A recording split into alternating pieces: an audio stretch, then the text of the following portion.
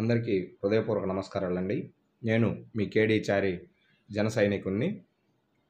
ముఖ్యంగా ఈరోజు మీ ముందుకు రాగలడానికి గల అంశాలు చాలా ఉన్నాయి. కొంతమంది జన సైనికులు ఈ మధ్య ఒక వ్యక్తి మీద రగిలిపోతూ ఉన్నారు. వారు కొంతమంది నాకు కూడా ఫోన్ చేసి అన్న అతని గురించి మాట్లాడు అని 4 రోజుల నుంచి కొంతమంది జన సైనికులు అడుగుతుండబట్టి ఈరోజు అతని గురించి జన సైనికుల కోరిక మేరకు మాట్లాడడానికి వచ్చాను. జన సైనికులే కాదు, ఈ జన సైనికులలో కొంతమంది బీసీ సామాజిక వర్గానికి చెందిన వాళ్ళు కానీ, కొంతమంది ఎస్సీ సామాజిక వర్గం వాళ్ళకి చెందిన కానీ, కొంతమంది మైనారిటీలు కానీ, కొంతమంది దళితులు కానీ, కొంతమంది ఎస్టీలు కానీ, వీళ్ళందరూ కలిసి ఇతని గురించి మాట్లాడమంటే ఈరోజు మాట్లాడడానికి వచ్చాను. అతను ఎవరో కాదు, మహానటుడు మహాసేన రాజేష్. ఇతని నటన ఎలా ఉంటుందంటే, ఒకళ్ళను మెప్పించేదానికి ఇంకొకళ్ళను నానా బూతులు తిట్టడానికి కూడా రెడీ అయిపోయేటటువంటి వ్యక్తి ఈ మహానటుడు మహాసేన రాజేష్.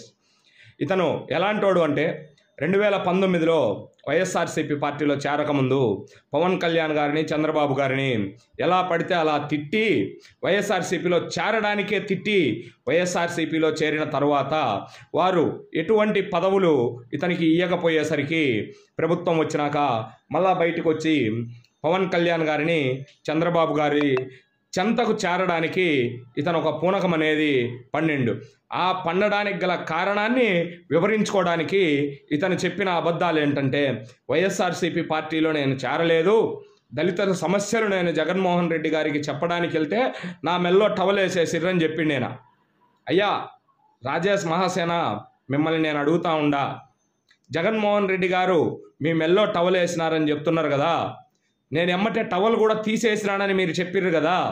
ఈరోజు నేను మిమ్మల్ని అడుగుతున్నా రాజేష్ మహాసేన గారు, ఆ టవల్ మీకు ఇష్టం లేకుండా వేసుకున్నప్పుడు 2019 ఎలక్షన్లలో ఎందుకు మీరు వైఎస్ఆర్సీపీ తరఫున ప్రచారం చేశారు అని అడుగుతా ఉన్నా.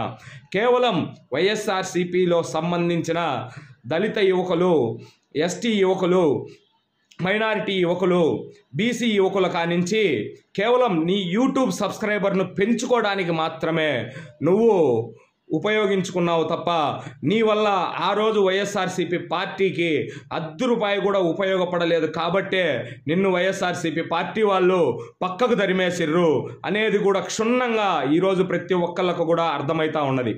ఆ తర్వాత నువ్వు పండిన పన్నాగం ఏంటంటే, అరే వైఎస్ఆర్సీపీ వాళ్ళు మనకేమీ ఇవ్వలేదే, మన పరిస్థితి ఏందా అని ఆలోచించి, ఇట్ట కాదు, ఫస్ట్ మనం బయటకు వచ్చి ఈ జగన్మోహన్ రెడ్డి గారిని తిట్టేద్దాము, తిట్టేస్తే మనకు ఈ జన సైనికులు ఉన్నారు కదా, వాళ్ళు కొంచెం అమాయకులు, జగన్మోహన్ రెడ్డి గారిని తిడితే చాలు వాళ్ళు నాకు సబ్స్క్రైబర్లు చేసేస్తారు, నన్ను షేర్లు చేసేస్తారు, నన్ను ఫేమస్ చేసేస్తారని ఊహించుకొని నువ్వు అనుకున్న పన్నాగం పండి జగన్మోహన్ రెడ్డి గారిని రాజ్యాంగం పేరు చెప్పి, దళితుల పేరు చెప్పి, బీసీల పేరు చెప్పి తిట్టడం మొదలెట్టావు.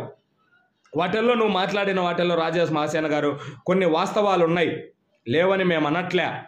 కొన్ని వాస్తవాలు నువ్వు ప్రచురించిన వాటిల్లో కొన్ని వాస్తవాలు ఉన్నాయి. నువ్వు అనుకున్నట్టే జనసేనకు సంబంధించిన కొంతమంది వ్యక్తులు, జనసేనకు సంబంధించిన కొంతమంది జన సైనికులు నీకు అభిమానులుగా మారారు. ఆ తర్వాత నువ్వు ఎలాగైనా సరే మనం జనసేన తీర్థం పుచ్చుకోవాలా అని నువ్వు ఫిక్స్ అయిపోయి, ఆ తర్వాత నుంచి పవన్ కళ్యాణ్ గారిని, చంద్రబాబు గారిని కానీ పొగడటం మొదలెట్టినావు. ఫస్ట్ పవన్ కళ్యాణ్ గారిని, చిరంజీవి గారిని పొగడటం మొదలెట్టినావు. మెగా ఫ్యామిలీని పొగడడం మొదలెట్టినావు.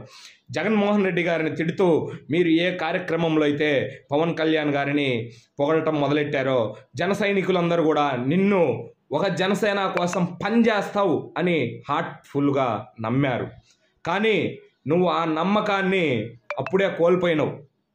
నీ పైన దాడులు జరిగితే పవన్ కళ్యాణ్ గారు ఫోన్ చేసి నీకిచ్చిన గౌరవం అనేది వెల కట్టలేనిదనేది నువ్వే చెప్పినావు రాజేష్ మహాసేన. గుర్తుపెట్టుకో, దళితులకు పవన్ కళ్యాణ్ గారు ఎప్పుడైనా గౌరవమే ఇస్తారు, గుర్తుపెట్టుకో రాజేష్ మహాసేన. అదేవిధంగా మాట్లాడుతూ, నేను చాలా కష్టపడ్డా జనసేన పార్టీ కోసం, విర్రవీగిన ఎన్నో వీడియోలు చేసిన అని ఇన్ని మాట్లాడుతున్నావు కదా రాజేష్ మహాసేన. నీ కష్టం వల్ల కేవలం జన సైనికులు నీకు సబ్స్క్రైబర్లు మారి నీకు కొంతమంది అభిమానులను సంపాదించుకోగలిగినవు. కానీ జనసేన పార్టీకి నీ మాటల వల్ల నాకు తెలిసైతే పావల లాభం కూడా జరగలేదు. నీ మాటల వల్ల నువ్వు జనసేన కోసం పనిచేసిన 3 నెలల్లో 4 నెలల్లో 6 నెలల్లో నువ్వు ఎన్ని నెలలు అనుకుంటే అన్ని నెలలయ్యా ఎంతమందిని జనసేన పార్టీలో నువ్వు చేర్చగలిగినావు? జనసేన పార్టీకి లాభం కలిగింది అంటే నీ వల్ల జనసేన పార్టీలో ఎంతమంది చేరిర్రు అనేది సమాధానం చెప్పు. నిన్ను ఆదరించరు జన సైనికులు. నువ్వు ఎక్కడికి వెళ్తే అక్కడికి నీ అంట జన సైనికులు నడిచిర్రు. ఏదన్నా మీటింగ్ పెడితే నిన్ను పిలిచిర్రు, నిన్ను గౌరవించి పిలిచిర్రు. నీ గౌరవాన్ని 100కు రెట్టింపులు నిలబెట్టిర్రు జన సైనికులు. ఈరోజు నువ్వు వాళ్ళందరినీ కూడా మోసం చేసి పవన్ కళ్యాణ్ గారి గురించి మాట్లాడుతున్నావు. రాజేష్ మహాసేన గుర్తుపెట్టుకో, నీకు ఖచ్చితంగా రాబోయే రోజుల్లో రాజేష్ మహాసేన పైన దేవుడున్నాడు. ఖచ్చితంగా ఆ దేవుడు నీకు ఖచ్చితంగా తగిన శాస్త్రి అనేది రాజకీయంగా కానీ దళితులలో కానీ నీ మహాసేన మీడియా తరపున కానీ నువ్వు చేసేటువంటి పవన్ కళ్యాణ్ గారి పైన చేసేటువంటి కుట్రలకు ఖచ్చితంగా అనేది నీ ఎదుగుదల అనేది తగ్గిపోతుందనేది గుర్తుపెట్టుకో రాజేష్ మహాసేన. అదేవిధంగా అయ్యా మహానట రాజేష్ మహాసేన, ఆ తర్వాత చెప్పావు పవన్ కళ్యాణ్ గారు నన్ను చేర్చుకోలేరు వాళ్ళ పార్టీలో ఉన్న వాళ్ళను ఇబ్బందుల వల్ల అని చెప్పి. ఆ తర్వాత సరే ఇంకా చంద్రబాబు గారు పిలిచారు, వెళ్ళావు, చేరావు, బాగానే ఉంది. నీకు అనేక పదవులు అనేది ఇచ్చేసిర్రు వాళ్ళు. కానీ నీకు ఇచ్చిన పదవులకు నువ్వెంత న్యాయం చేసినావు? నువ్వు ఇండివిజువల్గా టీడీపీ కార్యకర్తలను ఎన్ని నియోజకవర్గాలలో మీటింగ్ పెట్టినావు? నీకు ఇండివిజువల్గా వైసీపీలో నువ్వు వైసీపీ పార్టీలో ఉన్నావు కాబట్టి వైసీపీలో ఎంతోమంది టచ్లో ఉంటారు కదా.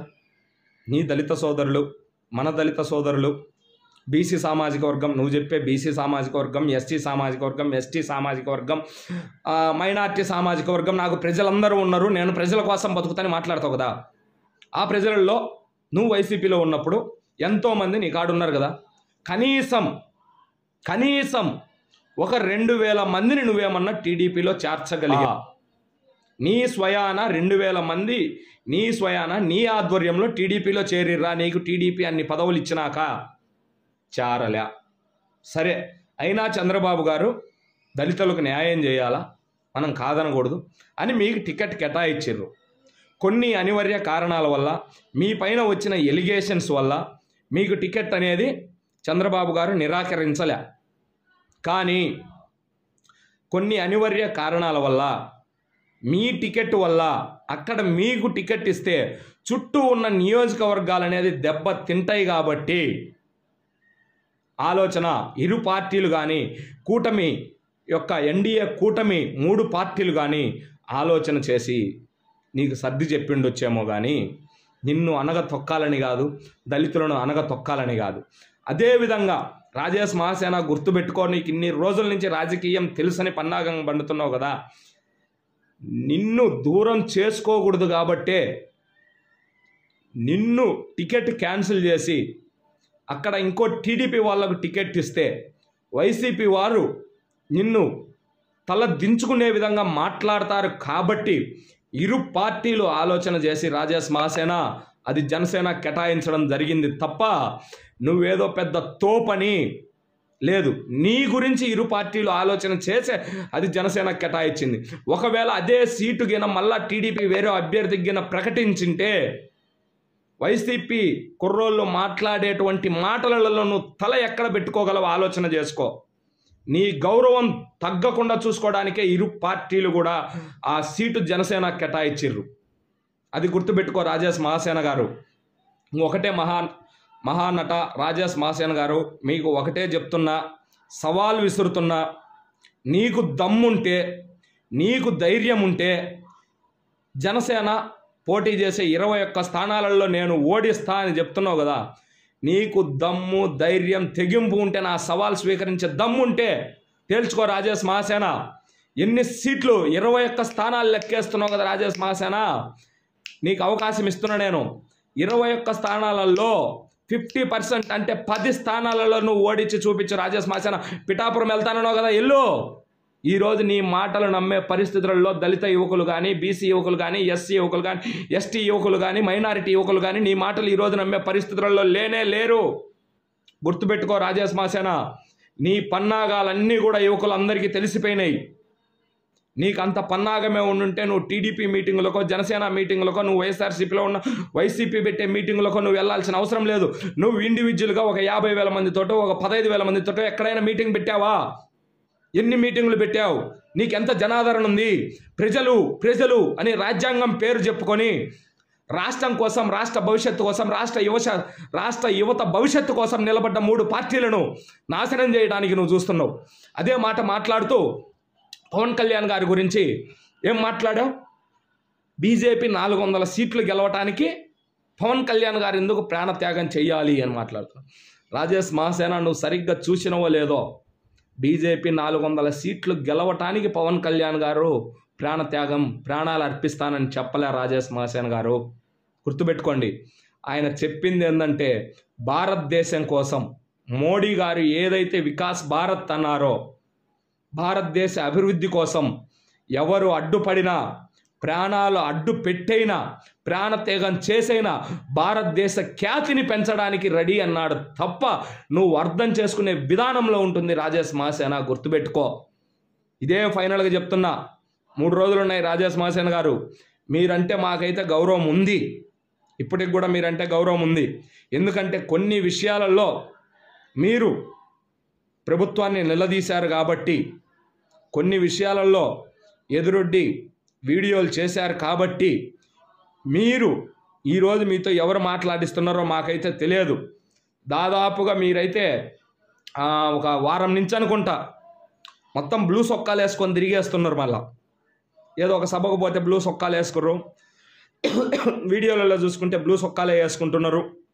మరి మీకు ఇంకా నేను మాట్లాడకూడదు, కానీ మరి మీతో ఎవరు మాట్లాడిస్తున్నారో మాకు తెలియదు. మీరైతే అమాయకులు కాదు, మీకు తెలుసు. పవన్ కళ్యాణ్ గారి వ్యక్తిత్వం మీకు తెలుసు, చంద్రబాబు నాయుడు గారి వ్యక్తిత్వం మీకు తెలుసు. మీకు బీజేపీ అంటే పడదు. ఎందుకు పడదు బీజేపీ అంటే?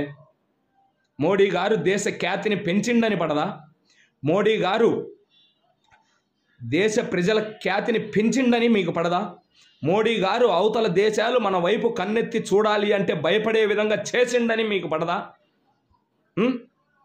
అభినందన్ తమిళనాడులో ఒక్క అతన్ని పట్టుకొని పోతే తిరిగి తెప్పించేయండి చూసిర్రా, అందుకని మీకు మోడీ గారు అంటే పడదా?